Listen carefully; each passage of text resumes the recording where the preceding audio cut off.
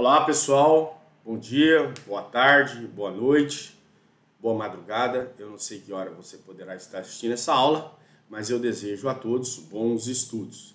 Nesse G2 nós já falamos sobre a teoria da lei penal ou da norma penal. Depois nós falamos a lei penal em branco.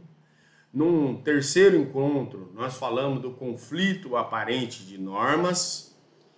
E no quarto encontro nós falamos do G2, isso eu estou querendo dizer, do G2. Nós falamos a aplicação da lei penal no tempo. E hoje nós vamos falar conflito de leis penais no tempo, né? E sem perda de tempo, né? Nós vamos falar, dando início às considerações iniciais. Nas considerações iniciais, nós vamos entender que vai se tratar desta extraatividade, né?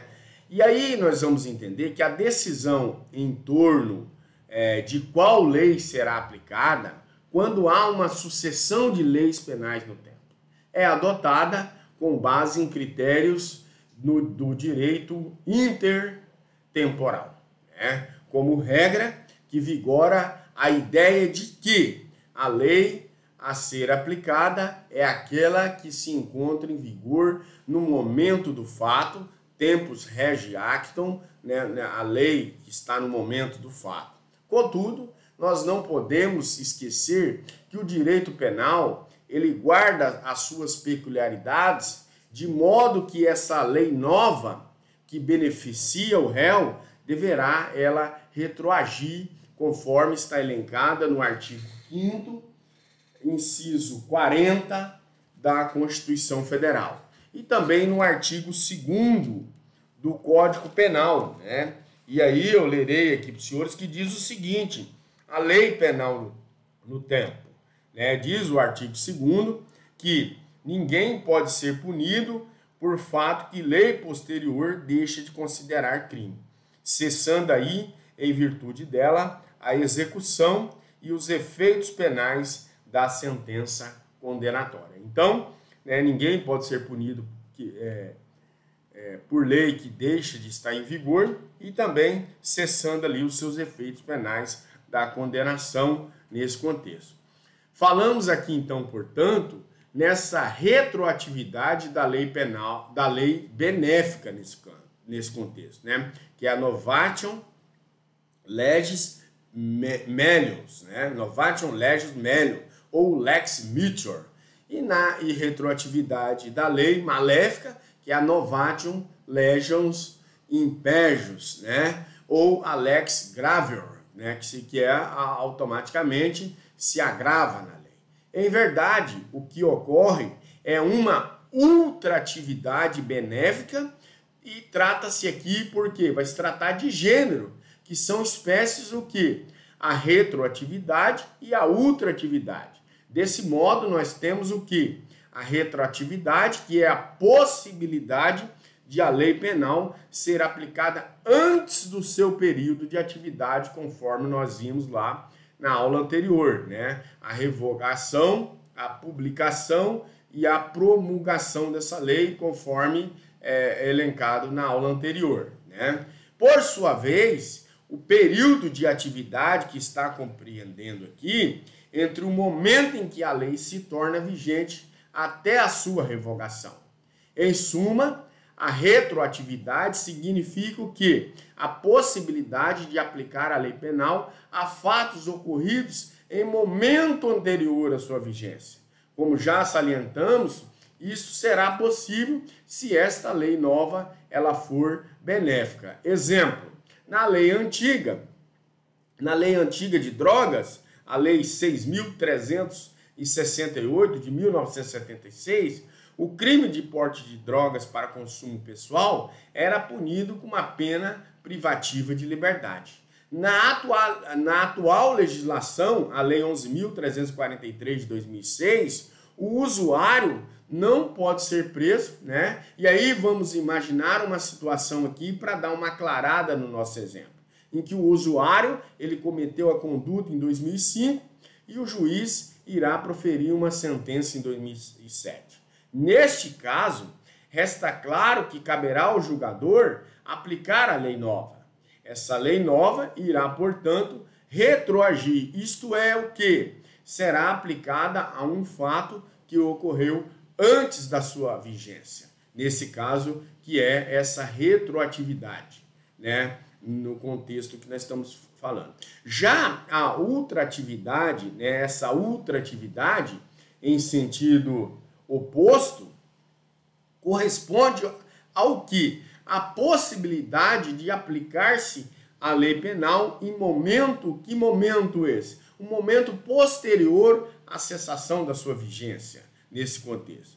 Para tanto, será necessário que o fato ele tenha ocorrido durante o seu período de atividade. É o que por ocasião do julgamento do fato esteja vigente uma lei maléfica, essa novatium legis in melius. Exemplo, na antiga lei de drogas, a lei 6.368, né, nós nos recorremos a ela novamente, porque ela vai aclarar de forma mais facilitatória.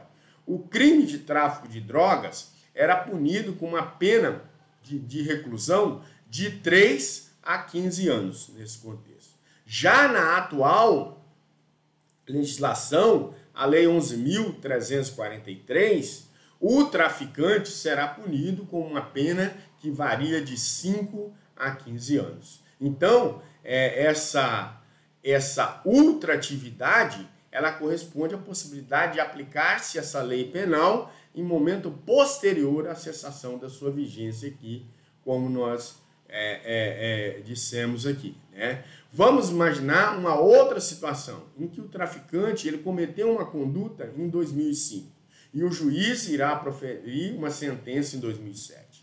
Nesse caso, resta claro que caberá ao julgador aplicar essa lei antiga, pois a lei nova piora a situação do réu. Não pode retroagir, isto é, não pode alcançar fatos anteriores. Se a lei nova não retroage, é porque a lei mais antiga ela é ultrativa e vale dizer que será aplicada agora, né, mesmo que já não esteja vigente nesse caso. Então nós falamos aqui de duas situações. Nós falamos da retroatividade da lei, que é sempre a lei retroage para beneficiar o réu, e também a questão da ultratividade da lei, que mesmo depois da cessação da lei, pode ser aplicada nos casos que nós vimos aqui, dos exemplos que eu citei.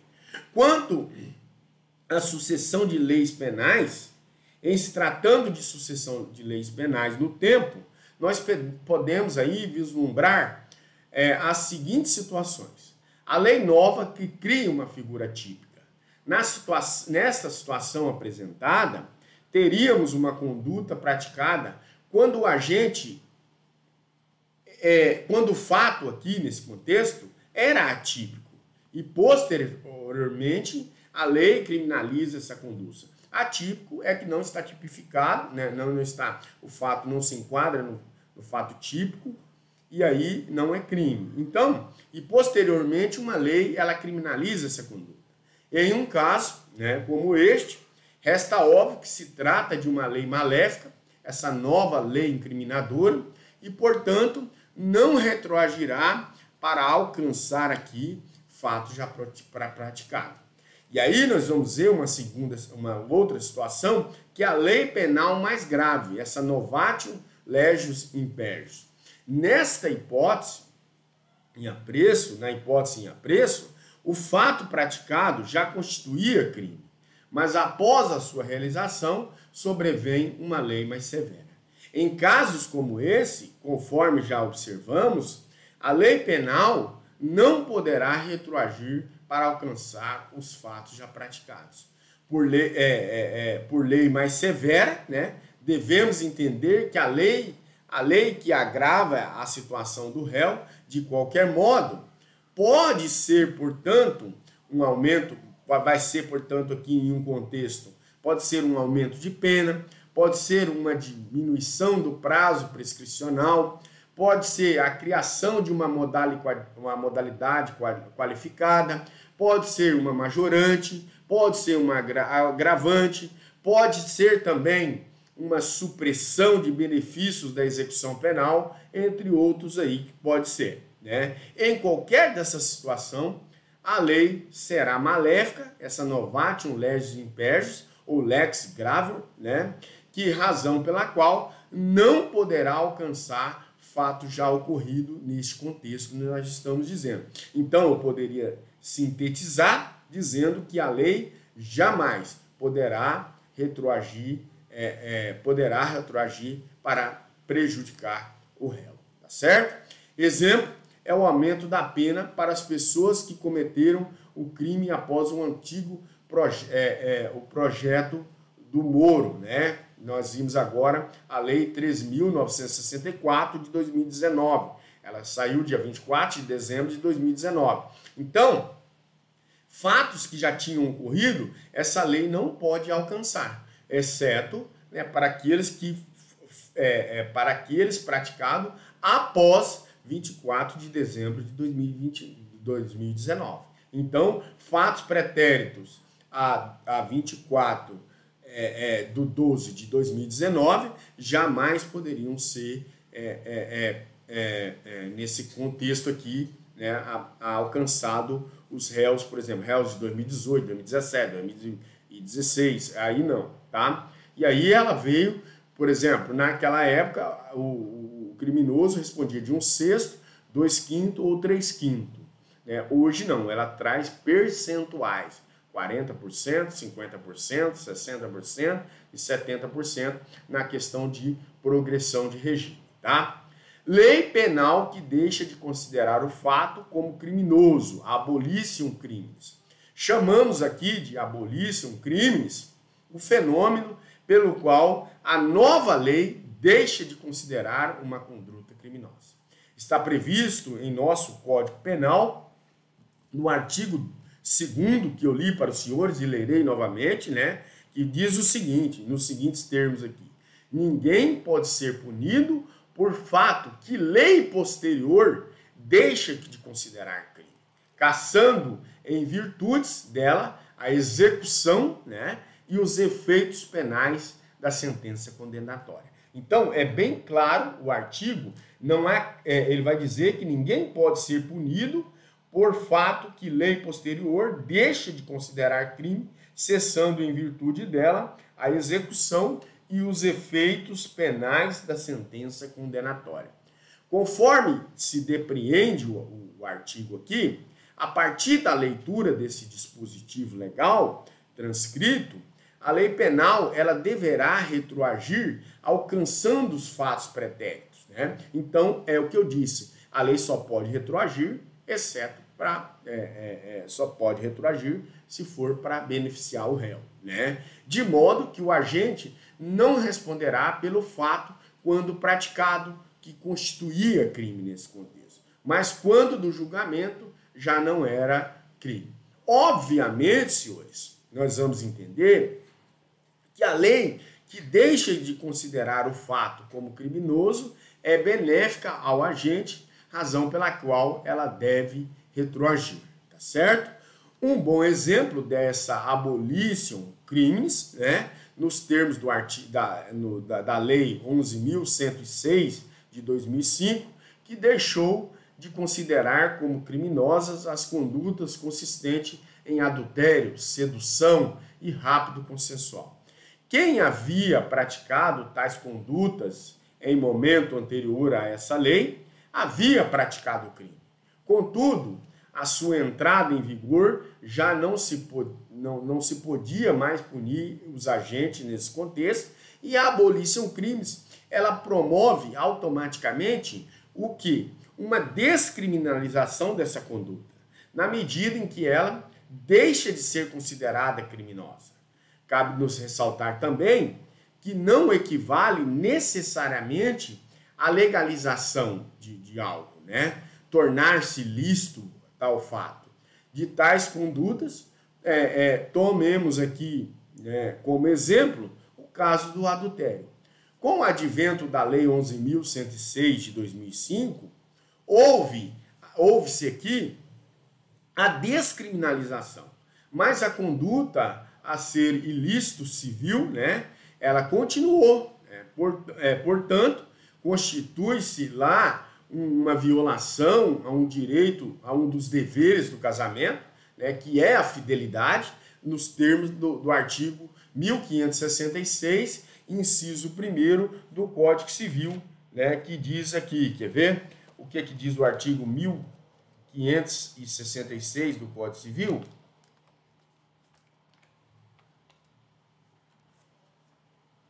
(1566), inciso 1º, 1566...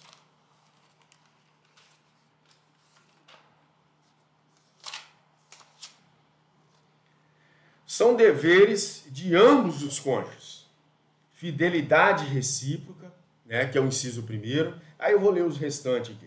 Vida em comum no domicílio conjugal, mútua assistência, né, sustento, guarda e educação dos filhos, e respeito e consideração mútua. Então, a lei deixou de considerar, de haver a criminalização, conforme eu falei para os senhores, do adultério, mas ela não deixou de continuar de ser, em caso do adultério, um ilícito civil, que constitui a violação a um dos deveres do casamento, que é a fidelidade, lá nos termos do artigo 1566, que por outrora inciso 1 do Código Civil, que eu leio para os senhores.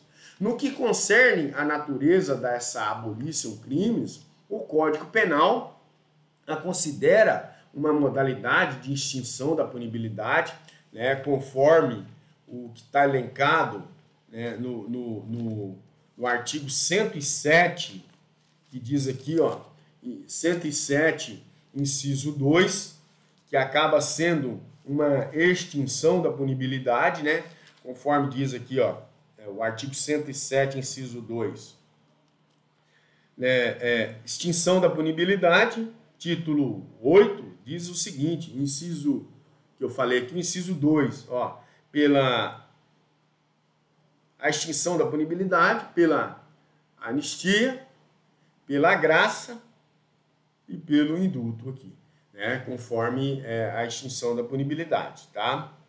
É o inciso 3, perdão, né, que pela retroatividade da lei, que não mais considera o fato criminoso, automaticamente incide aqui, né, nesse contexto do que nós estamos falando aqui para os senhores. Então, parece-nos assistir razão a corrente doutrinária que sustenta a ideia de tratar-se de uma verdadeira causa de exclusão da tipicidade, na medida em que essa conduta deixará de ser considerada típica aqui para os efeitos penais, tá certo? Aí nós vimos aqui nessa sucessão de leis penais a lei nova que cria uma figura típica e a lei mais grave que é essa novatio in legem per, e também vimos essa abolition crimes, tá?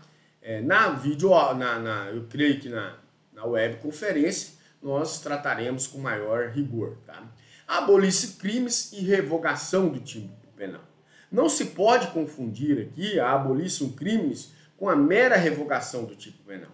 Se houver a revogação do tipo penal, mas a conduta continuar a ser considerada criminosa por outro tipo penal, nós estaremos diante do princípio da continuidade da normativa, ou da continuidade normativa típica ou típico normativo, razão pela qual não haverá os efeitos dessa abolição crime.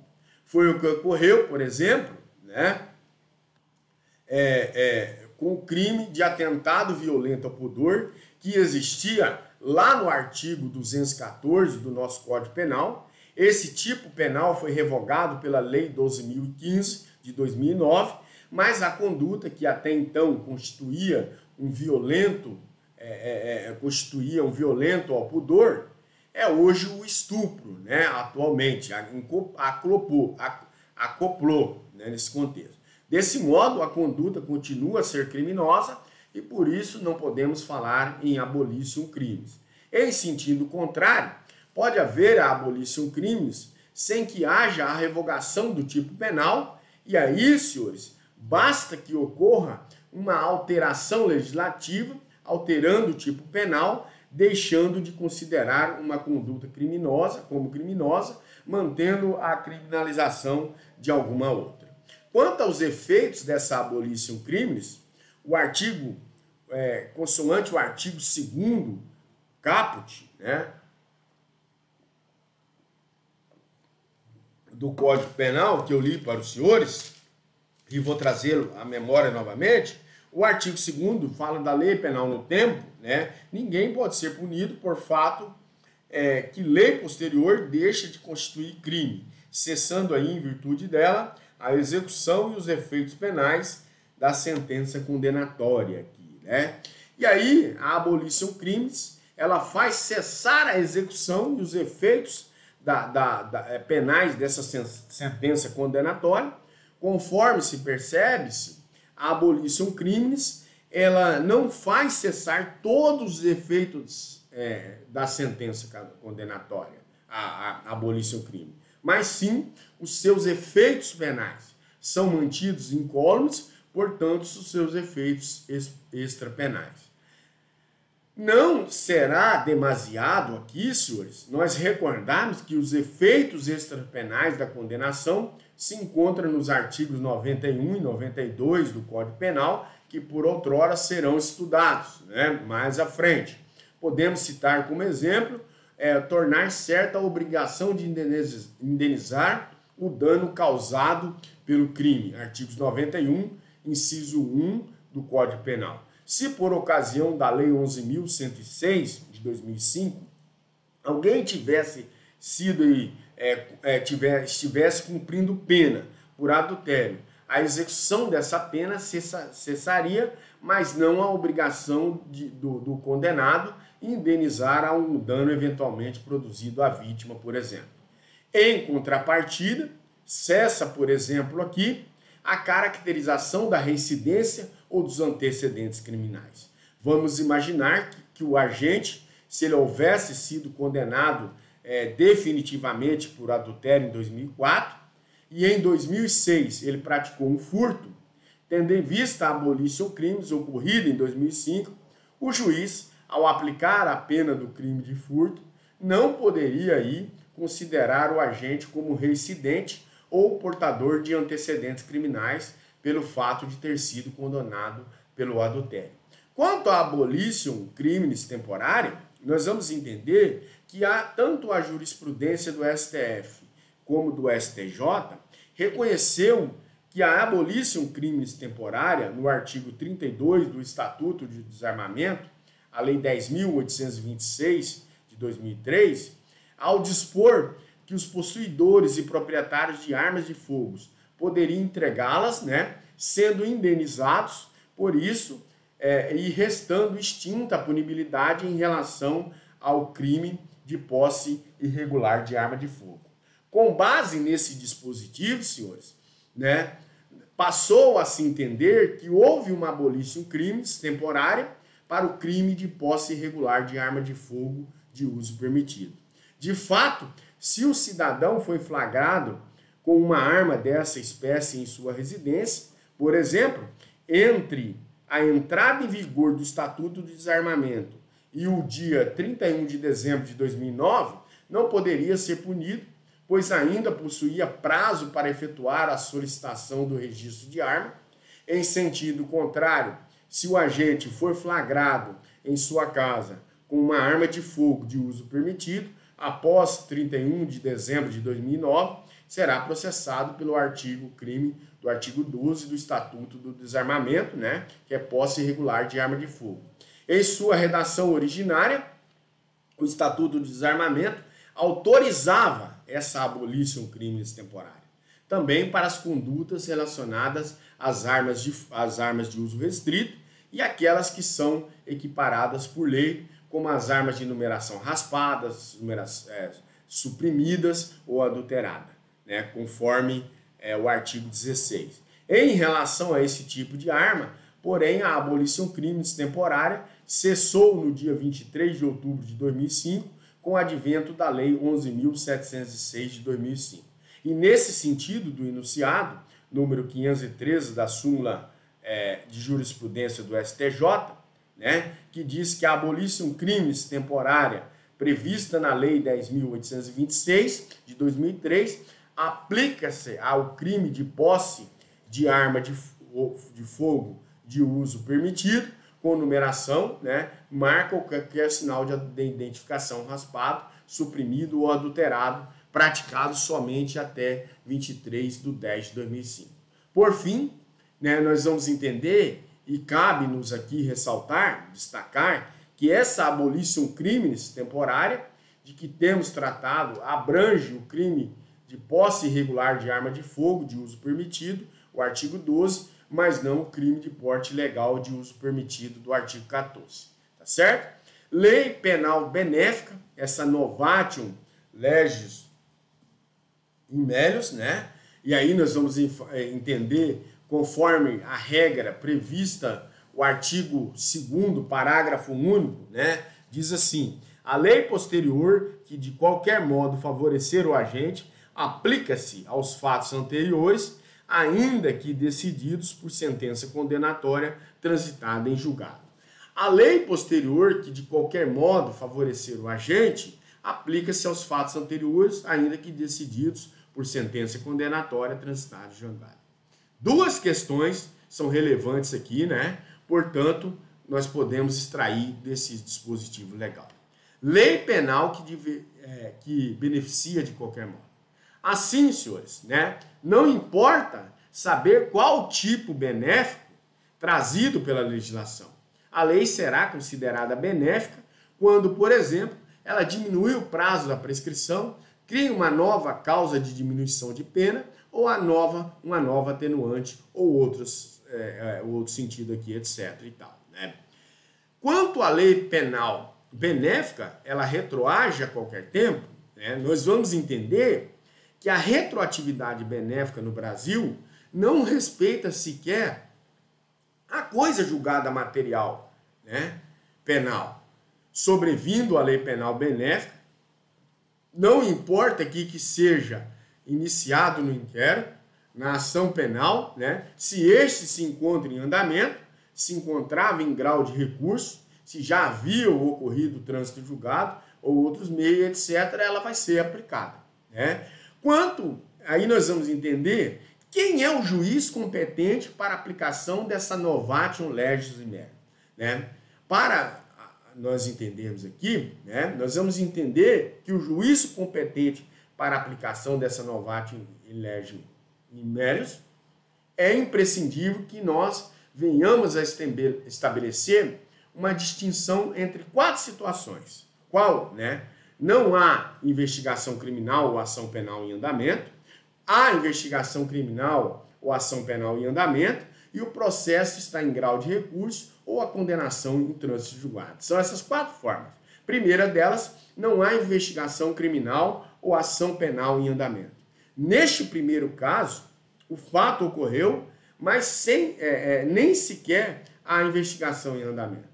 Em casos como este, sobrevindo uma lei nova que beneficie o autor do fato, caberá ao juiz de primeira instância, ao apreciar o caso, aplicar essa nova lei, aqui no caso concreto. Agora nós vamos entender se há uma investigação criminal ou uma ação penal em andamento. Da mesma forma que ocorre na primeira hipótese, né, caberá ao juízo de primeiro grau que tomar conhecimento da causa, aplicar essa nova lei benéfica. Nesse contexto, é igual à da primeira.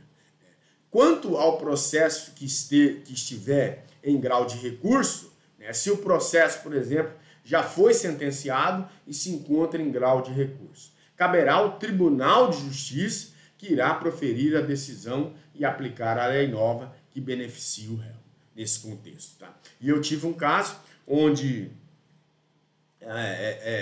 quem fosse preso com pequenas porções de munições, né, era pelo princípio da insignificância, automaticamente abarcava pelo princípio da insignificância, só que foi reconhecido no STJ. Por quê? Já estava em grau de recurso, e o STJ, em recurso em segunda instância, e aí o STJ automaticamente reconheceu e despenalizou. Tá? Quando a condenação transita em julgado. Então o camarada já foi sacramentado, aqui já está transitado em julgado, né? E aí nós vamos perceber que no que concerne a aplicação da lei penal benéfica, após o trânsito em julgado da condenação, há divergência em sede doutrinária. Desse modo, nós vamos entender que uma primeira corrente assevera que a competência ficaria a cargo do Tribunal de Justiça, né, do Tribunal, mediante um ajuizamento de revisão criminal. Né? É o entendimento de Alberto Silva Franco.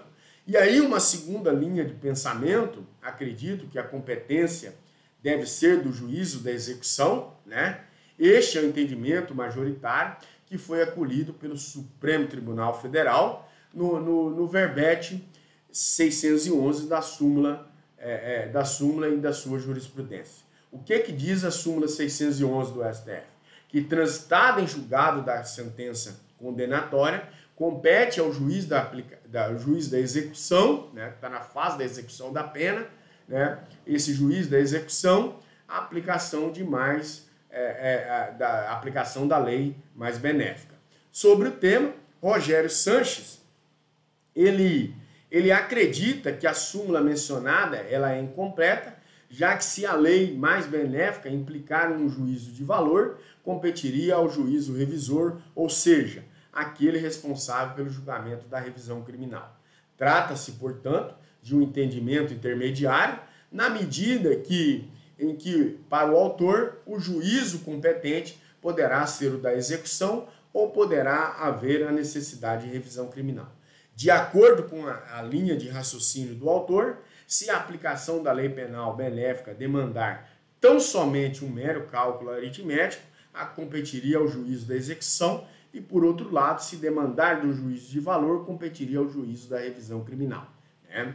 E aí, né, eu também me filio ao entendimento doutrinário do livro que eu uso do Fábio Roque, né, que se refere também ao entendimento jurisprudencial. Portanto, o juízo da execução possui maiores condições de aquilar aqui a real aplicação da lei penal de forma, né, muito mais célere do que se fosse ao da revisão criminal em sede de Tribunal de Justiça. Né? Então, eu entendo que o juiz da execução, aquele que está executando a pena, dando prosseguimento aí, ele tem essa competência para se fazer. Tá ok? Lei penal que possui aspectos mais graves e outros benefícios, combinação de leis. Né? Nós vamos ler, pode acontecer também de uma lei nova conter alguns aspectos que prejudicariam o réu e outros que beneficiariam. Nesse caso, seria possível combinar as leis penais de modo que retroagisse apenas a parte benéfica da lei nova. Exemplo, nós vamos imaginar que uma primeira lei que comine e determinado crime uma pena de 3 anos e 6 meses de reclusão, né? Nós vamos entender que sobre a égide dessa lei, determinada pessoa que pratica a conduta descrita, mas antes do julgamento é aprovada uma segunda lei estabelecendo para o mesmo fato a pena de 2 a 8 anos. Nesse caso, a pena mínima prevista ela é menor do que a anterior, o que a anterior é o que beneficia o réu. Em sentido contrário, a pena máxima é maior do que a anterior, o que prejudicaria o réu. Indaga-se, poderia o julgador levar em consideração a pena mínima da segunda lei e a pena máxima da primeira lei, de modo que os dois parâmetros dariam-se de 2 a 6 anos. Duas correntes doutrinárias se degladiam sobre o tema. Não cabe a combinação de leis. A primeira corrente doutrinária, capitaneada aí por Nelson Hungria, ela rechaça essa possibilidade, né? Portanto, o legislador não estaria aplicando aqui nem a primeira e nem a segunda lei, mas sim uma terceira lei, resultando a junção das duas primeiras. De acordo com esse entendimento, o julgador violaria aqui a separação dos poderes ao substituir-se ao papel de legislador, pois criaria aqui uma nova lei, né? Além de Hungria, essa tese conta no Brasil com autores como Aníbal Bruno, Heleno Cláudio Fragoso e outros aí, tá? E aí a segunda corrente, que cabe à combinação de leis, né? É essa segunda corrente de pensamento, a qual nós aderimos a ela também, pelo fato, né? Pelo doutrinador que nós acompanhamos e está no material de apoio dos senhores também. Então, ele não vê maiores problemas na combinação de leis, conforme essa linha de intelecção, né, a discussão em torno da criação de uma nova lei seria descabida, pois o julgador nada mais estaria do que aplicando a lei em observância à regra da retroatividade benéfica. Se apenas parte da lei benéfica, né, apenas esta parte deveria retroagir. Nessa posição doutrinária, temos os autores aqui, né, como Basileu Garcia, Frederico Marques, Magalhães Noronha e outros. O STF e o STJ também pacificaram o entendimento no sentido de que não é possível a combinação de leis. A matéria foi levada aos tribunais, dizia-se até então a respeito da legislação de drogas no Brasil. Na antiga lei de drogas, a lei 6.368 de 76, o crime do tráfico de droga era punido com uma pena de reclusão de 3 até 15 anos. Na atual legislação, a lei 11.343 de 2006, né, o traficante é punido com uma pena que varia de 5 a 15 anos. Ocorre que o artigo 33, parágrafo 4º, da atual lei, ele criou uma causa de diminuição de pena que a legislação anterior desconhecia. Conforme o referido dispositivo, a pena será diminuída de 1/6 a 2/3, tá? Então, 1/6 ou 2/3 de 5 anos ficaria aí no patamar de 1 ano e 8 meses aí, aproximadamente. Desde que o agente seja primário, tem bons antecedentes criminais e não se dedica às atividades criminosas nem ingressa em organização criminosa. Desse modo, a lei de drogas atual, quando comparada à lei de 6.368 de 1976, de um lado ela recrudesce essa reprimenda penal ao traficante e de outro lado ela confere um tratamento mais benéfico aqui, né, àquele traficante que não faz do tráfico, né, o seu meio de vida e não realiza a conduta de forma contumaz e nem integra uma conduta à organização criminosa. E é essa relevante discussão que começou a chegar aos tribunais pouco tempo após a publicação da Lei 11.343 de 2006, dizia-se respeito aqui à possibilidade de se aplicar ao acusado por tráfico praticado sobre a égide dessa legislação anterior. O benefício da causa de diminuição da pena da lei atual, cumulada com a Lei 6.368 de 76. De forma mais clara, né, se o agente, por exemplo, ele praticou o crime em 2005, seria possível aplicar a pena da lei anterior, de reclusão de 3 a 15 anos e multa 50 a 360 dias, multa, né? Por ser mais benéfica do que a lei atual, a reclusão que é de 5 a 15 anos e 500 a 1.500 dias multa, mas aplicar também a causa de diminuição da lei atual, né? Essa inexistente de lei anterior. Em resumo, a questão era saber se seria possível a combinação de leis de modo que retroagisse apenas a parte mais benéfica da legislação atual. Uma retroatividade nesse contexto parcial, né? Portanto, a jurisprudência do Superior Tribunal de Justiça logo rechaçou essa possibilidade, chegando a aprovar o enunciado 501 da súmula de sua jurisprudência, no seguinte sentido, né? A súmula 501 do STJ. É cabível a aplicação retroativa da Lei 11.343 de 2006, desde que o resultado da sua incidência nas suas disposições na íntegra seja mais favorável ao réu, né, do que o advindo da aplicação da Lei 6.368 de 76, sendo vedada a combinação de leis.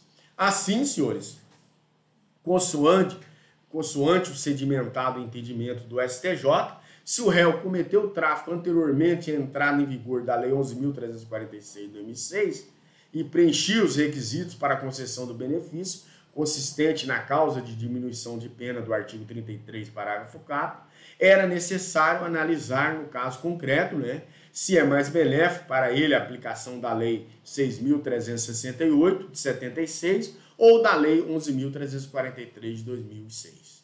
Né? Aí não é possível, contudo, que a lei atual, né, possua uma retroatividade parcial ou a retroatividade integral, ou ainda a ultratividade, né, da lei revogada.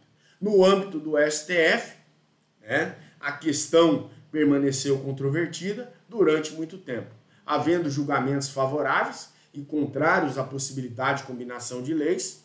A celeuma foi debatida no julgamento do recurso extraordinário 600.817 do Mato Grosso do Sul, da relatoria do ministro Ricardo Lewandowski, julgado em 7/11/2013, quando o pleno do STF permitiu, né, a combinação de leis, o pleno do STF decidiu que permitir a combinação de leis seria conceber a criação de uma terceira lei, né? Essa lex tertia, né? O que afrontaria a separação de poderes, pois se admitiria que o julgador criasse uma nova lei. Então não é essa a função do julgador, né? A função do julgador é julgar o que vem do legislativo. A função de criação de leis é de quem? Né? Até a aluna Juliana, se eu me recordo bem, quem faz isso? São os poderes legislativos do nosso Brasil, né? E aí cabe a vocês dar uma boa explanada, uma boa atenção a esse conteúdo para ficar abarcado aqui, tá certo? Pessoal, nós finalizamos o nosso conteúdo por aqui, né? Esse conteúdo é bem relevante, tá? Nós falamos por final aí a lei penal que possui aspecto mais grave e outros mais benéficos, essa combinação de leis. Também nós falamos, né, juízo competente para a aplicação dessa novatio melius, tá? E lei penal benéfica, né, a novatium legis in melius. Então, e a abolitium criminis temporária, né? Então, nesse contexto aqui de lei e os efeitos também, né, dessa abolitium criminis. Nesse contexto aqui de conflito de leis penais no tempo, tá? Artigo 2, artigo 2º do Código Penal e o seu parágrafo, tá certo? Pessoal, na próxima aula, né, nós falaremos sobre o conteúdo, né, que é a nossa sexta aula sobre os crimes permanentes e esse crime continuado, tá certo?